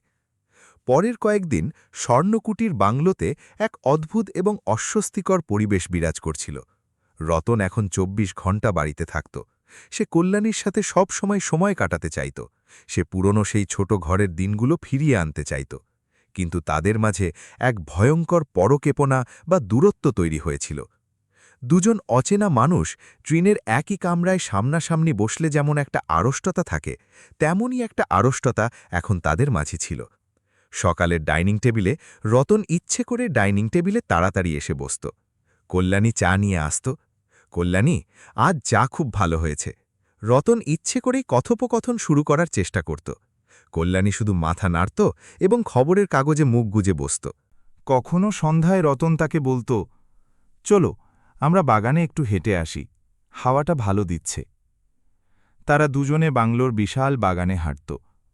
কিন্তু দুজনের মাঝে সবসময় ২ ফুটের একটা অদৃশ্য ব্যবধান থাকত। হাঁটার সময় রতন কখনো আস্তে করে তার হাত ধরার চেষ্টা করলে কল্যাণী অত্যন্ত স্বাভাবিকভাবে নিজের হাত ছাড়িয়ে নিয়ে আঁচল সামলানোর বা চুল ঠিক করার অজুহাতে দূরে সরে যেত। তার এখন রতনের স্পর্শেরও আর কোনো অভ্যেস ছিল না।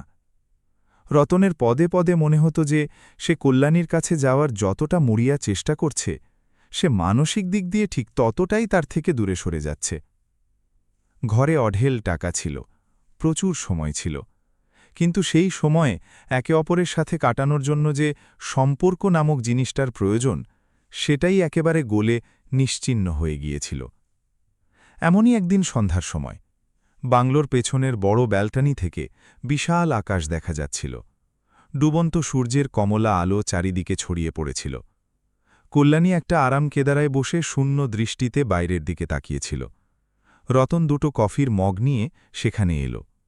সে একটা মগ কল্যাণীর পাশের টেবিলে রাখল এবং অন্য চেয়ারটায় বসল। অনেকক্ষণ ধরে এক প্রাণঘাতী নীরবতা ছেয়ে রইল। শুধু বাতাসের আওয়াজ আসছিল। রতন গলা খাঁকারি দিল এবং অত্যন্ত অপরাধী ভারী গলায় বলল, কল্যাণী, তুমি কি আমার ওপর এখনও রেগে আছো? আমি স্বীকার করছি, আমি খুব ভুল করেছি। আমি টাকার সাফল্যের পেছনে আক্ষরিক অর্থেই অন্ধ হয়ে ছুটেছিলাম। পরিবারের দিকে, তোমার দিকে, ছেলে মেয়েদের দিকে আমি একটুও লক্ষ্য দিইনি। আমি ভেবেছিলাম টাকা দিয়ে সব সুখ কেনা যাবে, কিন্তু এখন আমি আমার ভুল পুরোপুরি বুঝতে পেরেছি। আমি সব ছেড়ে এসেছি তো, এবার আমরা নতুন করে শুরু করি। আমার সেই পুরনো কল্যাণীকে আবার চাই, যে আমার এক কথায় ছুটে আসত, ভিড়ের মাঝে আমার হাত শক্ত করে ধরে রাখত। আমার তোমাকে চাই কল্যাণী, প্লিজ আমাকে মাফ করে দাও। রতনের গলা পুরোপুরি বুঝে এসেছিল, তার চোখে জল এসে গিয়েছিল। কল্যাণী বাইরের দিক থেকে চোখ না সরিয়েই একটা দীর্ঘ ক্লান্ত নিঃশ্বাস ফেলল। তার গলা অত্যন্ত শান্ত আর ধীর ছিল, কিন্তু তার ভেতরের ধার রতনের হৃদয় চিরে দেওয়ার মতো ছিল। রাগ না, এখন আর রাগ হওয়া, ঝগড়া করা, গাল ফুলিয়ে বসে থাকা, জেদ করা, এইসব অনুভূতি আমার ভেতর থেকে কবেই শেষ হয়ে গেছে। রাগ করতে আর জেদ করতে অধিকার লাগে, আর সেই অধিকার আমি অনেক আগেই হারিয়েছি। কল্যাণী অত্যন্ত নির্বিকারভাবে বলল। সে ধীরে ধীরে মাথা ঘুরিয়ে রতনের দিকে তাকাল। তার চোখে এক ভয়ঙ্কর শূন্যতা ছিল। আপনি বলছেন না নতুন করে শুরু করার কথা? নতুন করে শুরু করার মতো আমার ভেতরে আর কিছুই অবশিষ্ট নেই। একটা খালি, তলায় শুকিয়ে ফেটে যাওয়া কুঁয়োয় আপনি যতই দড়িবালতি ফেলুন না কেন, হাতে এক ফোঁটা জল আসবে না। আপনি আজ আমার সাথে চা খাচ্ছেন, আমার সাথে বাগানে হাঁটার চেষ্টা করছেন, কিন্তু সত্যি বলতে কি, এখন আমার এই সব কিছুর আর বিন্দুমাত্র অভ্যেস নেই। আমার একা থাকার, নিজের সাথে কথা বলার অভ্যেস হয়ে গেছে। এখন এত বছর পর হঠাৎ আপনি কাছে এলে আমার এক অদ্ভুত অচেনা মনে হয় যেন কোনো অচেনা মানুষ জোর করে আমার জীবনে ঢোকার চেষ্টা করছে। রতনের মনে হল কেউ যেন তার কানের গোড়ায় কষিয়ে একটা থাপ্পড় মেরেছে। তার চোখ বড় বড় হয়ে গেল। কল্যাণী দীর্ঘশ্বাস নিয়ে বলতে লাগল, আপনার মনে আছে যখন আমরা সেই ছোট্ট মেসে থাকতাম, তখন আমার কাছে টাকা ছিল না, কিন্তু আমার স্বামী ছিল। যখন রোহান স্কুলের নাটকে ভিড়ের মাঝে আপনাকে খুঁজছিল, তখন তার আপনাকে সবচেয়ে বেশি দরকার ছিল। যখন নিপাকে তার জন্মদিনে কাঁদতে কাঁদতে সোফায় ঘুমোতে হয়েছিল, তখন তার আপনাকে দরকার ছিল। আর যখন আমি এত বড় বাংলোতে রাতে একা অন্ধকার দেওয়ালের সাথে কথা বলে বসে থাকতাম, কারো সাথে দুটো কথা বলার জন্য ছটফট করতাম, তখন আমার আপনাকে সবচেয়ে বেশি দরকার ছিল। কল্যাণের চোখ দিয়ে এখন এক ফোঁটাও জল পড়ছিল না, কারণ সেই জল কবেই শুকিয়ে গিয়েছিল। আপনার ২৫ বছর আগে এমনটা হওয়ার দরকার ছিল, যখন আমার আক্ষরিক অর্থেই এই সংসারের স্বামীর আশ্রয়ের দরকার ছিল। এখন আমি এতদূর এগিয়ে এসেছি যে আমার আর পেছনে ফিরে তাকানোর শক্তিও আমার মাঝে অবশিষ্ট নেই। আজ আপনার কাছে সমস্ত সময় আছে, টাকা আছে, কিন্তু সেই সময় ভাগ করে নেওয়ার মতো আমার কাছে এখন আর জীবনটাই অবশিষ্ট নেই। কল্যাণী অত্যন্ত শান্তভাবে জায়গা থেকে উঠল এবং কফির মগটা ওভাবেই না খেয়ে ভেতরের ঘরে চলে গেল। রতন সেখানেই পাথরের মতো অসাড় হয়ে বসে রইল। কল্যাণীর ওই শান্ত কথাগুলো কোনো বিষাক্ত তীরের মতো তার হৃদয়ে এপার ওপার বিঁধে গিয়েছিল। তার প্রথমবার নিজের অঢেল সম্পত্তির ওই স্বর্ণকুটির বাংলোর প্রতি ভয়ঙ্কর ঘেন্না হতে লাগল। যে টাকার জন্যে সে নিজের আজকের দিনটা পুড়িয়েছিল, সেই টাকা তার আগামীকে পুরোপুরি ধ্বংস করে দিয়েছিল। তার চোখ থেকে অনুশোচনার গরম অশ্রু বইতে লাগল। সে চেয়ারে মাথা নিচু করে ফুঁপিয়ে ফুঁপিয়ে কাঁদতে লাগল, কিন্তু তার ওই অশ্রু মোছার জন্য এখন সেখানে কেউ ছিল না। তার প্রথমবার এক ভয়ঙ্কর এবং প্রাণঘাতী ভয় হতে লাগল। আমি কল্যাণীকে হারাচ্ছি, আমি ওকে চিরকালের জন্যে হারাচ্ছি। এই ভয় তার মনের গভীরে বিঁধতে লাগল। একসময় বিদেশের কোটি টাকার প্রজেক্টে হুকুম চালানো সেই মিস্টার রত্নেশ আজ নিজেরই ঘরে, নিজেরই স্ত্রীর সামনে এক অসহায় ভিখারির মতো দাঁড়িয়েছিল। সে হারিয়ে যাওয়া কল্যাণীকে ফিরে পাওয়ার জন্যে ভেতর থেকে ছটফট করছিল, যেন কোনো মানুষ মাটিতে পড়ে হাজার টুকরো হয়ে যাওয়া কাঁচের গ্লাসকে কাঁদতে কাঁদতে আবার জোড়া লাগানোর পাগল এবং অসম্ভব চেষ্টা করছে। রতনের তেমনই করুণ ছটফটানি শুরু হয়েছিল। রতন এখন কল্যাণীর হারিয়ে যাওয়া সঙ্গ, তার ভালোবাসা নতুন করে ফিরে পাওয়ার জন্য কোনো পাগলের মতো চেষ্টা করছিল। সে ঠিক করেছিল যে গত ৩০ বছর যে কল্যাণী শুধু ঘরের ৪টে দেওয়াল দেখেছে, তাকে এখন পুরো পৃথিবী দেখাবে। সে রোজ সকালে উঠে নতুন ট্রিপের প্ল্যান বানাত, ইন্টারনেটে বিদেশের সুন্দর সুন্দর দেশ খুঁজত, কিন্তু সে এটা জানত না যে আগামীকালের জন্যে সে এত বছর ধরে অপেক্ষা করছিল, সেই আগামীকাল এখন নিয়তির ডায়েরিতে অবশিষ্টই নেই। মানুষের তৈরি করা অঙ্ক আর নিয়তির পাতা ছক, এতে সবসময় নিয়তিই জেতে, আর রতনের ক্ষেত্রেও ঠিক সেটাই ঘটতে চলেছিল। এক সন্ধ্যায় কল্যাণী রোজকার মতো ব্যালকনিতে বাইরের দিকে তাকিয়ে বসেছিল। রতন তার জন্য চা নিয়ে এলো। সে চায়ের কাপটা টেবিলে রাখল এবং সে কিছু একটা বলতে যাবে, ঠিক তখনই কল্যাণীর বুকে এক ভয়ঙ্কর যন্ত্রণা মোচড় দিয়ে উঠল।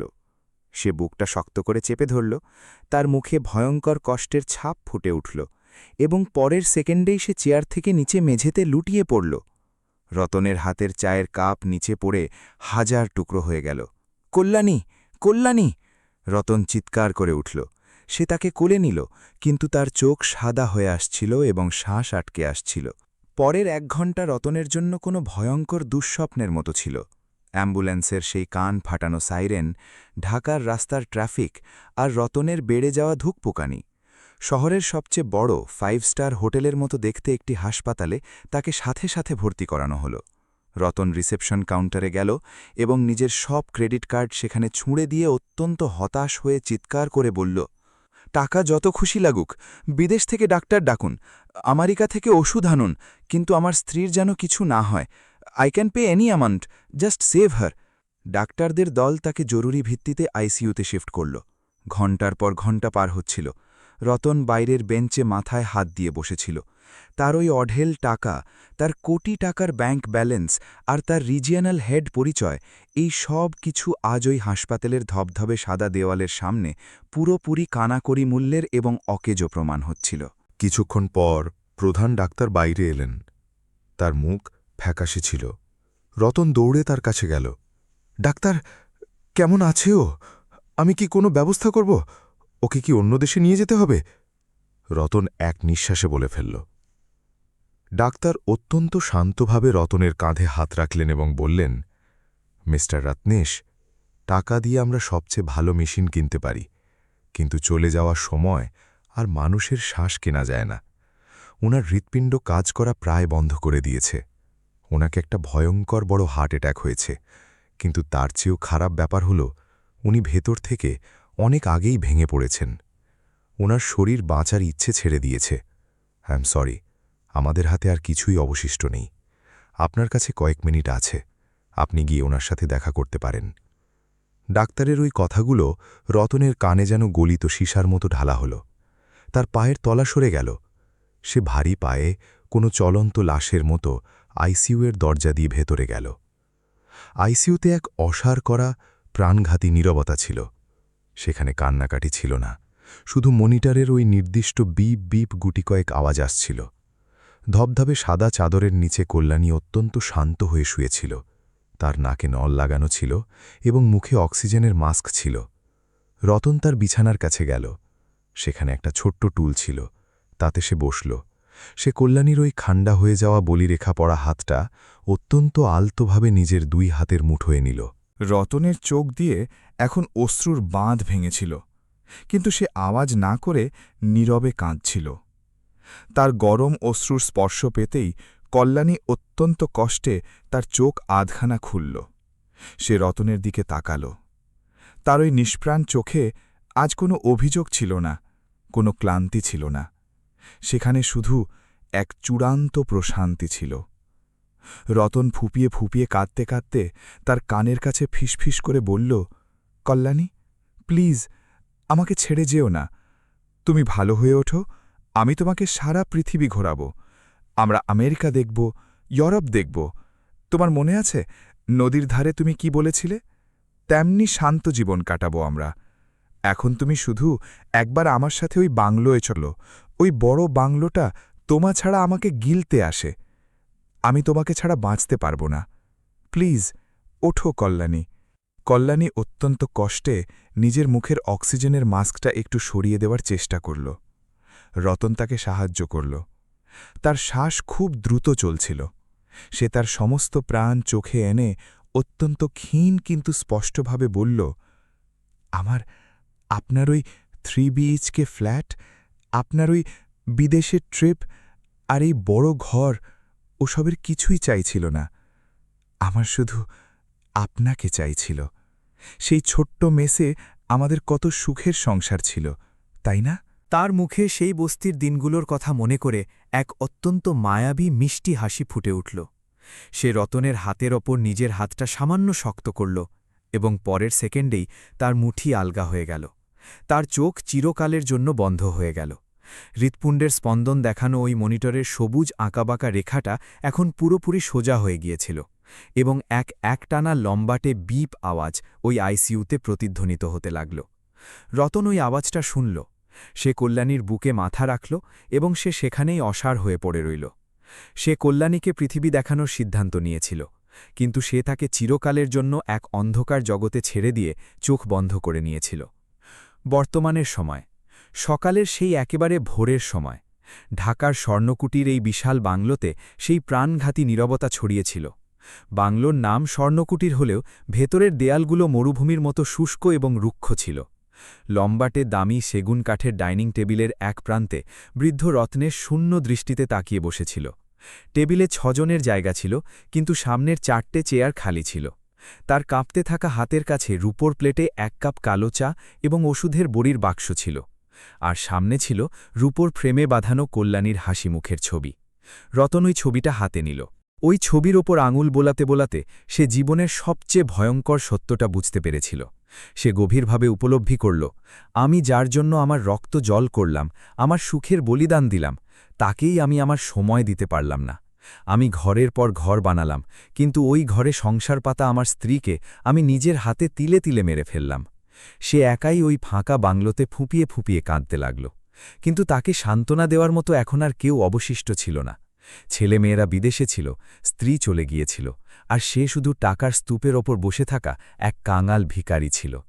নিজের একাকিত্বে অতিষ্ঠ হয়ে সে ওই ফাঁকা রাজপ্রাসাদ থেকে বেরিয়ে পড়ল। সে গাড়ি বের করল এবং সে আবার নিজের গ্রামে ফরিদপুরে ফিরে এলো। তার শুধু মাধবের সাথে দেখা করার ছিল। মাধবের ঘরের সামনে গাড়ি থামতেই উঠোন থেকে জোরে জোরে হাসির আর গল্পগুজবের আওয়াজ আসছিল। রতন দরজায় গিয়ে দাঁড়াল।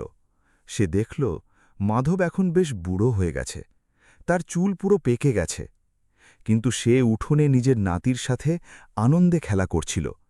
পাশেই তার শিক্ষক ছেলে বাগান থেকে আনা তাজা ফল একটা ঝুড়িতে সাজাতে সাজাতে ছেলের সাথে মজা করছিল, এবং তার পুত্রবধূ হাসতে হাসতে সবার জন্য চা নিয়ে বাইরে আসছিল। মাধবের বৃদ্ধ স্ত্রী বারান্দায় বসে নিজের এই ভরা সংসারের দিকে প্রশংসার দৃষ্টিতে তাকিয়েছিল। সে হয়তো অঢেল ধনী ছিল না, কিন্তু অত্যন্ত সুশিক্ষিত, তৃপ্ত এবং পৃথিবীর সবচেয়ে সুখী পরিবার সেখানে শান্তিতে বাস করছিল। মাধবের নজর দরজায় দাঁড়িয়ে থাকা রতনের দিকে গেল। সে নাতিকে নিচে নামাল এবং সে হেঁটে রতনের কাছে এলো। রতনের ওই বিবর্ণ, একা, ক্লান্ত এবং ভেতর থেকে পুরোপুরি ভেঙে পড়া চেহারাটা মাধব এক মুহূর্তেই পড়ে নিল। মাধব তাকে কিছুই না জিজ্ঞেস করে অত্যন্ত ভালোবেসে কাছে টেনে নিল এবং শক্ত করে জড়িয়ে ধরল। রতন ওই আলিঙ্গনে একটা ছোট্ট বাচ্চার মতো ফুপিয়ে ফুপিয়ে কাঁদতে লাগল। মাধব তাকে উঠোনের চৌকিতে বসাল। পুত্রবধূ সাথে সাথে ভেতর থেকে জল এনে দিল। রতন কান্না সামলাতে সামলাতে মাধবের দিকে তাকাল এবং শুধু এটুকু বলল, মাধব, সব শেষ রে, সব হারিয়ে বসে আছি আমি। আজ আমার কাছে কোটি কোটি টাকা আছে, কিন্তু সেটা ভাগ করে নেওয়ার মতো আমার আপন বলতে কেউ অবশিষ্ট নেই। তুই জিতে গেলি, আর আমি এই টাকার এই অন্ধ প্রতিযোগিতায় চিরকালের জন্য হেরে গেলাম। মাধব অত্যন্ত শান্তভাবে রতনের কাঁধে হাত রাখল এবং তার চোখে তাকিয়ে ওই পুরনো প্রশ্নটা আবার জিজ্ঞেস করল। রতন, তুই অনেক বড় হয়েছিস রে, কিন্তু সত্যি বল, তোর আনন্দ কোথায় হারিয়ে গেল? এই প্রশ্নের কোনো উত্তর রতনের কাছে আজও ছিল না। সে শুধু মাথা নিচু করে কাঁদছিল। সে তো বুঝতে পেরেছিল যে জীবনটা বাঁচার জন্যেও হয়, আগামীকালের জন্যে জমিয়ে রাখার জন্যে নয়। মানুষের জীবনে টাকা অবশ্যই রোজগার করা উচিত, বড় স্বপ্নও দেখা উচিত, কিন্তু ওই টাকার প্রতিযোগিতায় নিজের আজকের দিনটাকে আগামীকালের জন্যে ফেলে রাখা একদমই উচিত নয়। আজ কষ্ট করি আর কাল শান্তিতে বাঁচব, এই ভ্রমে মানুষ নিজের আজকের দিনটা তো হারাই, সাথে সে আগামীকালের অপেক্ষা করতে করতে যে পরিবারের জন্যে ছুটছে সেই পরিবারটাই কোথাও অনেক পেছনে পড়ে থেকে যায়। মনে রাখবেন, আমরা ব্যাংকের টাকা ফিক্সড ডিপোজিটে রেখে তার সুদ নিতে পারি, কিন্তু আজকের আনন্দ, আজকের হাসি আর আজকের সময় যদি আগামীকালের ওপর চাপিয়ে দেওয়া হয়, তবে সেই আগামীকাল জীবনে কখনোই আসে না। যে আনন্দ আছে তা এই মুহূর্তেই আছে। আগামীকালে শুধু ফাঁকা দেওয়াল আর সীমাহীন অনুশোচনা পড়ে থাকে। বন্ধুরা, রত্নেশ এবং কল্যাণীর এই গল্প থেকে একটা খুব বড় শিক্ষা পাওয়া যায়। টাকা রোজগার করা, বড় স্বপ্ন দেখা, এগুলো একেবারেই ভুল নয়, কিন্তু ওই টাকার পেছনে ছুটতে ছুটতে আমাদের কাছের মানুষ, আমাদের আজকের আনন্দ আর পরিবারের সাথে কাটানোর অমূল্য মুহূর্তগুলো যেন পেছনে না পড়ে যায়, সেদিকে খেয়াল রাখাটা খুব জরুরি। কারণ ব্যাংক ব্যালেন্স আবার রোজগার করা যায়, কিন্তু চলে যাওয়া সময় আর হারিয়ে যাওয়া মানুষ কখনো ফিরে আসে না। আজকের আনন্দ আগামীকালের ওপর চাপিয়ে দেবেন না, কারণ সেই আগামীকাল কখনো আসেই না।